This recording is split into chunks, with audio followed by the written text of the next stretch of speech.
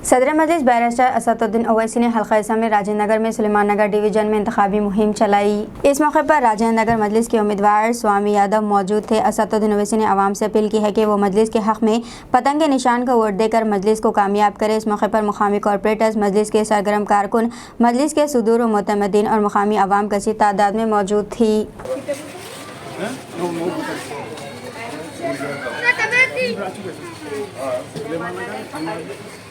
मुबारक मुबारक। चलिए 30 तारीख महाराष्ट्र कहाँ से?